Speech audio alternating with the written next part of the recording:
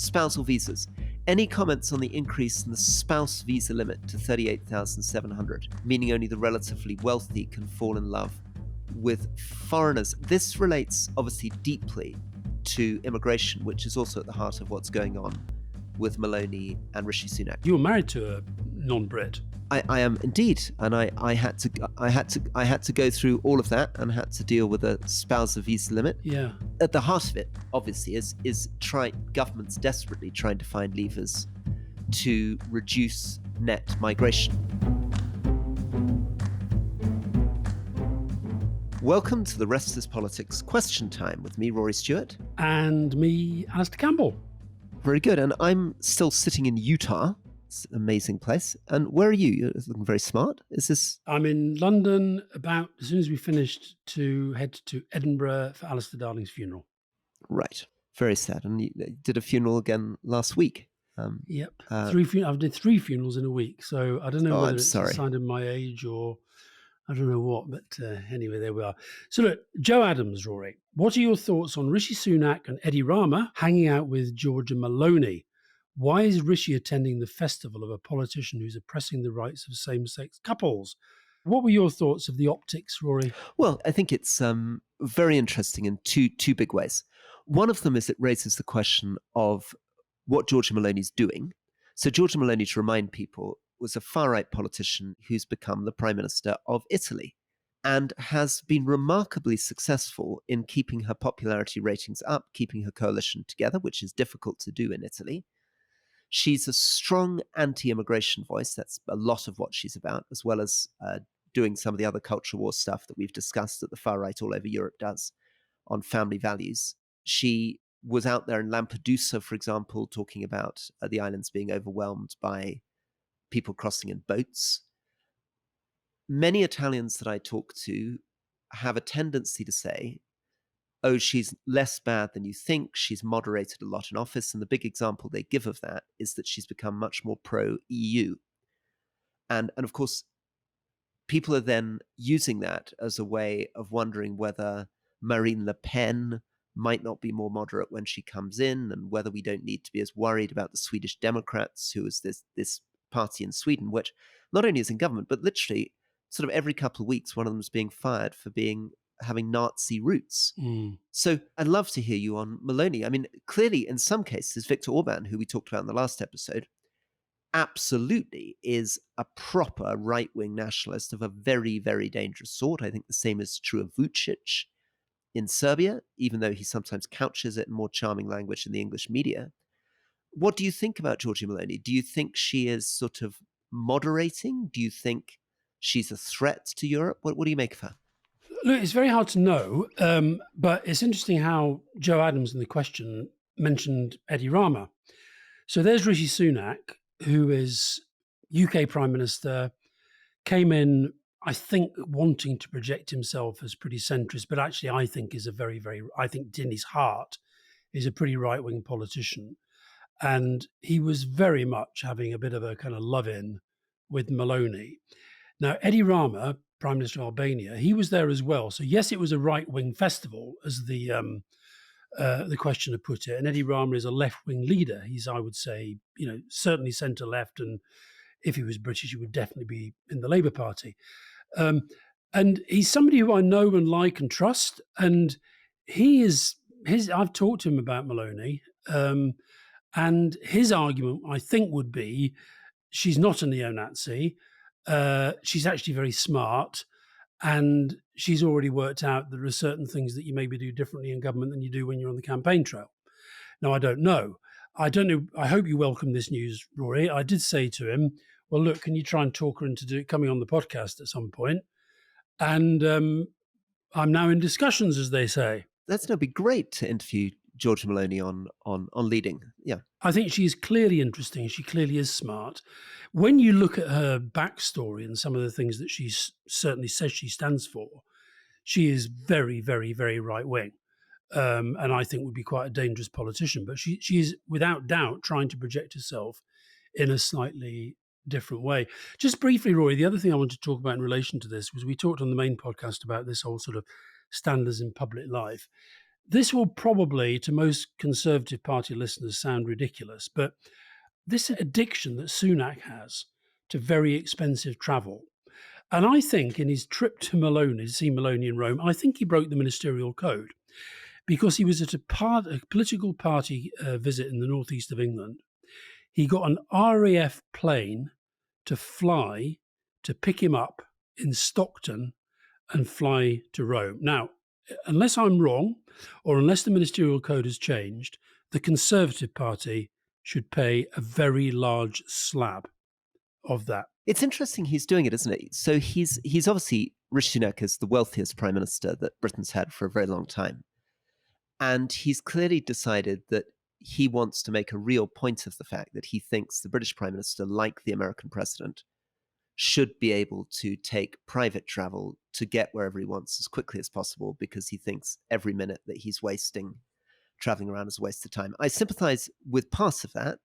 I mean, it is pretty strange being a British minister. I remember the number of times that I was completely unable to get to places which I felt I needed to get to, inaugurations of presidents and things, because the civil service rules wouldn't let me travel, or they couldn't get an economy class flight, or sorry, that's not fair. Sometimes we could travel business class, but there was a lot of real hair shirtery. And often you must have felt this when you see your US colleagues. You know, in Iraq, for example, I had to get myself accredited, I think, as a 1-star general with the US military, so I could fly around and get to meetings. Oh, my Lord, are you a general? Do you want me to call you general? I can call you general. I'd like that. Yeah. You get a dodgy equivalent civil service rank. And this was important because if you were traveling with the UK system, you'd sit in an airport waiting for an RAF plane for 24 hours, and the Americans would put you on a helicopter immediately. So I guess Rishi Sunak is saying this is the most serious job in Britain. We need to be able to get around. I mean, I'd like to see a sensible conversation about this that isn't too party political. I do think that prime ministers ought to be able to travel, but I think they need to be open about it. And I think I was sometimes a bit annoyed with David Cameron because he was often playing the other type of politics, which is introducing extra weeks, completely unnecessary extra weeks of parliamentary sitting, just so that he could say to the media, we're working harder and trying to. So anyway, I'm waffling around the subject, but I do think there's a question. Well, we also saw it this week with Graham Stewart, who was the minister at COP, who was made to fly back from COP. So we had no British minister at COP so that he could vote in the House of Commons, because our archaic system doesn't allow pairing. Yeah. The other thing on this travel thing, though, that emerged over the weekend is that Ben Wallace, when he was Defence Secretary, decided that he was going to stop this contract that was worth 30 to 40 million with a private helicopter company that was being used to sort of fly VIPs, including ministers, around the place.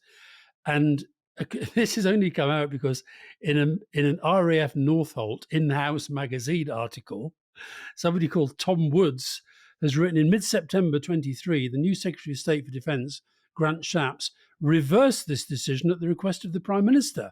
Rishi Sunak clearly cares about getting ministers travelling, doesn't he? Here's a question from Will P. Spousal visas. Any comments on the increase in the spouse visa limit to 38,700, meaning only the relatively wealthy can fall in love with foreigners? And this relates obviously deeply to immigration, which is also at the heart of what's going on with Meloni and Rishi Sunak. Anyway, any thoughts on that? Well, Phil, let me ask you first of all, because you were married to a non-Brit. I am indeed, and I had to go through all of that and had to deal with a spousal visa limit. Luckily, as a member of Parliament, I was above that figure. Yeah. But I think one of the issues there is that, at the heart of it, obviously, is governments desperately trying to find levers to reduce net migration, and one of the elements in migration is people. Often from, maybe this is unfair, but certainly when I was in government, and I think about issues in my own constituency, people who were not born in the United Kingdom from other parts of the world would come to the United Kingdom, and then they would often marry somebody from the community from which they came, meaning that they were then bringing over more people than was expected. And there was a question then on whether there was enough money to support them and the burden that put on the welfare state, etc. So I guess it's coming out of that. Am I right? Yeah. What really annoys me about this whole debate, though, and, you know, in relation to the earlier question about the visit to Meloni's conference, Rishi Sunak, the speech that he made was, I think it's a speech that I can't imagine a, a Conservative Prime Minister 10, 15, 20 years ago making that speech. He was talking pretty Powell-esque language about essentially saying, unless we manage to stop the boats, we're going to be overwhelmed. They're going to take over the country. They're going to change our culture beyond recognition, blah, blah, And blah. who's they in this case? Coming from Rishi Sunak, what is his vision of they? His vision of they is the people on the boats, which an illegal migration, as he calls it, separate, completely overlooking deliberately the fact that it is a minuscule proportion of the net migration figures, which, as we discussed recently, are close to 750,000. So he's deliberately making this focus all about a small number of people. Can I come in on a second? So I think we agree with that. We're both very uncomfortable with this kind of language and uncomfortable with the direction Conservative Party is going. However, immigration remains the biggest issue in most of Europe, and actually increasingly almost the biggest issue in US politics. And one of the biggest drivers of votes for the far right is people's sense that the centrist parties have failed on immigration. And there's a real risk that if the centrist parties just ignore that issue, that just provides more fuel for Trump, for the AfD in Germany and others. So you could make an argument that go on. Well, I don't agree that it's the biggest issue for most people in most of Europe. I think the cost of living is the biggest issue for most people in most of Europe, and certainly in the UK. Immigration is a big issue for some people, but the truth is that Sunak has made it deliberately. Badly advised, in my view. He's made it, and particularly this question of the boats, he's made it a much bigger issue than he needed to do. None of that negates the fact, you're right, that there have to be systems of immigration that are fair, that are well run, and that is what I agree with you. Centrist parties and left wing parties have to look at as well. But they have deliberately inflated this issue, and I think they're paying a price for it. And how does one get the balance right? Because I think this is probably the biggest issue in European politics at the moment. On the one hand, if you seem to ignore the issue entirely, right, don't talk about immigration, You can't do that. You're giving huge space to the far right to use that issue, and that's why Orban and others dominate it. Correct. If, on the other hand, like Sunak, you speak too much about it, right, you risk elevating the issue and making it into more of a scandal than it actually is. How do you get the balance right on this so that you sound to voters who care about controlling immigration that you've got a plan to do it without providing more encouragement to the far right? Your answer is in the question. It has to be about having a genuine plan to deal with it. The problem that Sunak's had is that under pressure from people like Suella Braverman, he hasn't had a plan. He's come up with all this nonsense of these gimmicks. Rwanda is a gimmick. Do you remember that we had the time about, making the waves in the sea bigger? As they have all this nonsense. What they don't have is a plan, systems to deal with it. And as you and I think agree, you can only operate. This is now going to be, and climate change is going to make it worse. Economic inequality around the world is going to make it worse. This can only be addressed at a regional and global level. And that requires honest debate and discussion between partners and allies. And we've lost all that because of Brexit. Can I come in one more time? So, question from Sally. Why does it seem to be impossible to control immigration numbers in Britain? And I was reminded of this because I was talking to Craig Oliver 3 days ago, who was Cameron's comms director for 5 years, so doing a sort of version of the job that you did for Tony Blair. Yeah. And I was pointing out to him that Cameron had come out and said that he was going to get net migration down into the tens of thousands, and he completely failed to do it. And Craig Oliver basically said, well, yeah, you're right, Rory. It seemed obvious to Cameron that that's something that people wanted and that he should be able to do, but it then turned out it was impossible to do it. And then I looked back at your record in office. You passed an Immigration Asylum Act in 1999, a Nationality Immigration Asylum Act in 2002, which increased restrictions further. You then had a 5-year department plan called Controlling Our Borders in 2005. You then had an Immigration, Asylum and Nationality Act in 2006, which was all about further restricting appeals, sanctioning employees. But none of this seemed to make much difference. Since when we've had 13 years of Conservative governments passing legislation after legislation after legislation on top of all the legislation you guys were doing. And the fact of the matter is the fact of the matter is that the numbers remain incredibly high. I mean, they remain well into the hundreds of thousands through New Labour, through David Cameron, and now even higher still.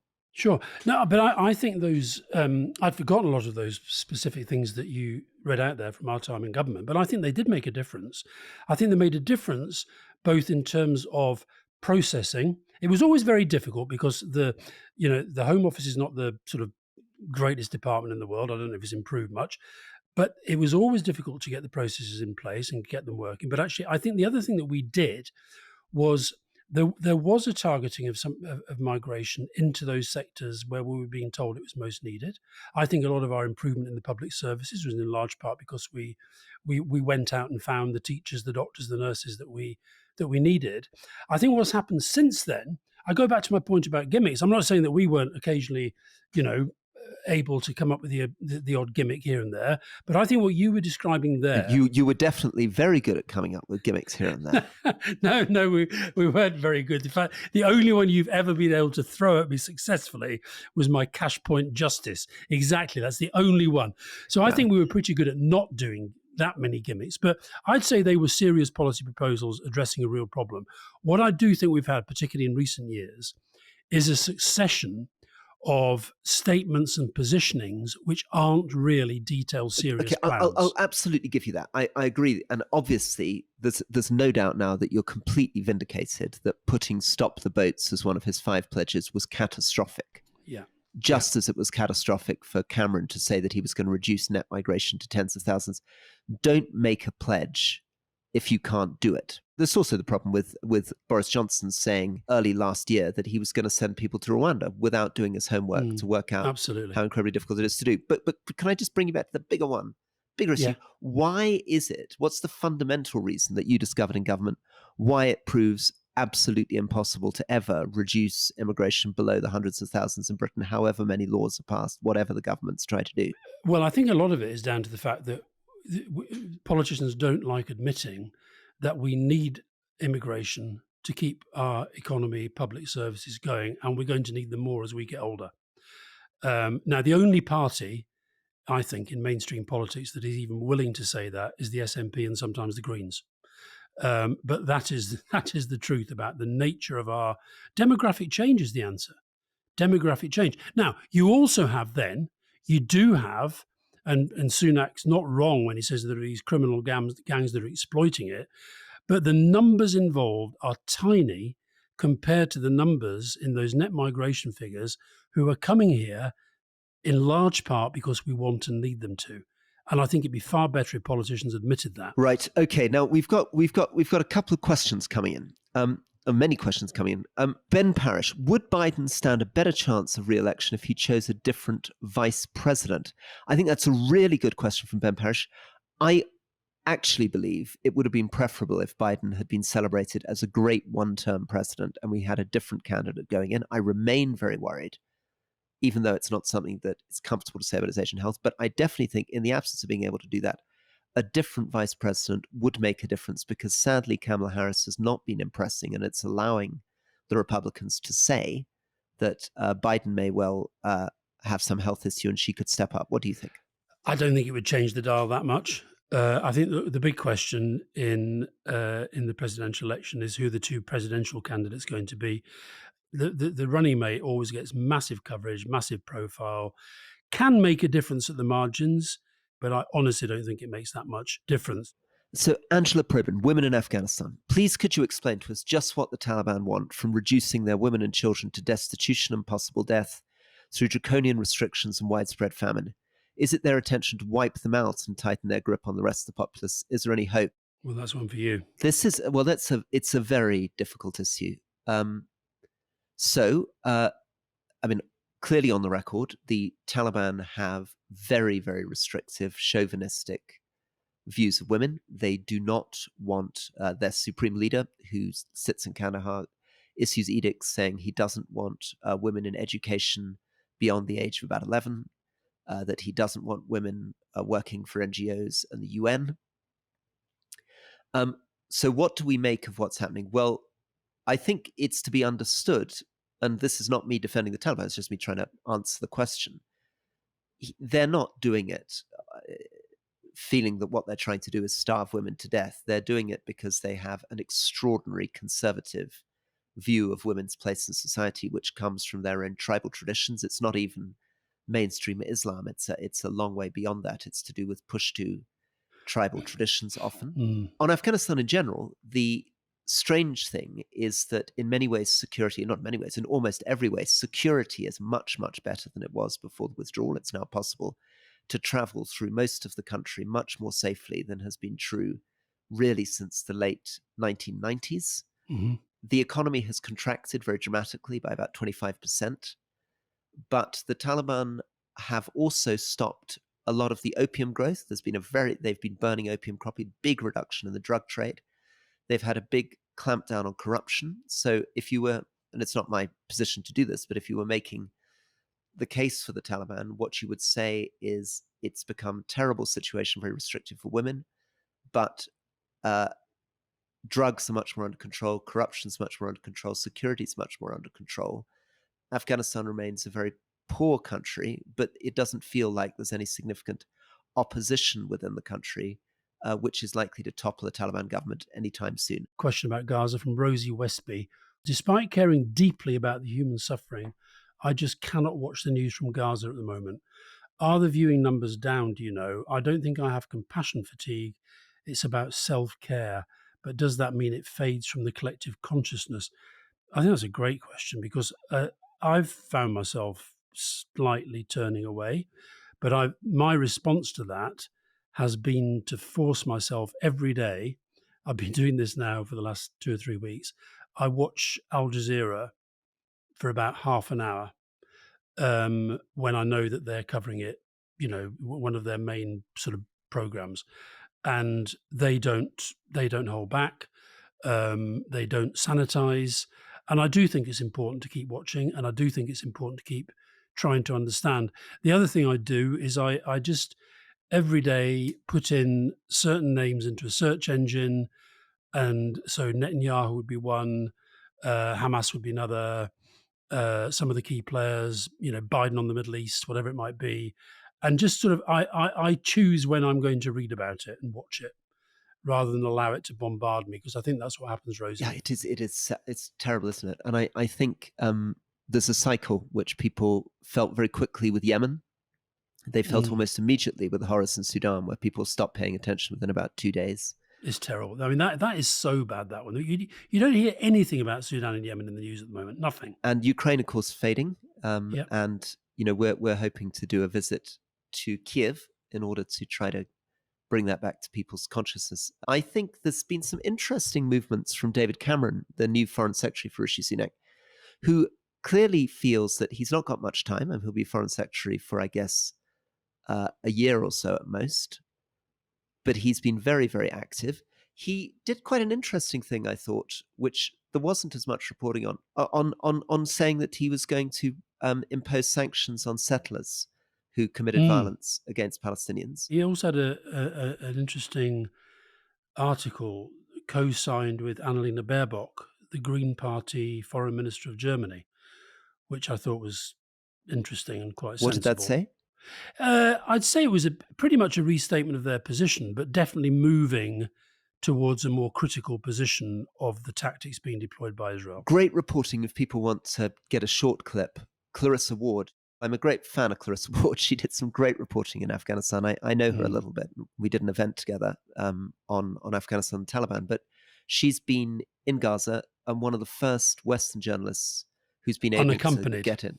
Unaccompanied, exactly. And you can hear her very, very moving engagement where she's speaking in Arabic to one of the injured Palestinian children. You posted that, and I watched it last night.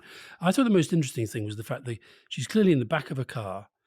The cameraman is alongside her, and when she's speaking to the camera, I just found myself mesmerized looking beyond her at literally everything seemed like a scene of destruction. Look, I think there are times in politics, says he, sounding a bit sort of schmaltzy, where doing the right thing is also electorally smart. And it seems to me very clear now that for both Rishi Sunak and Keir Starmer, doing the right thing is to now call for a ceasefire, and that actually that's not going to damage them politically, but it's also ethically correct.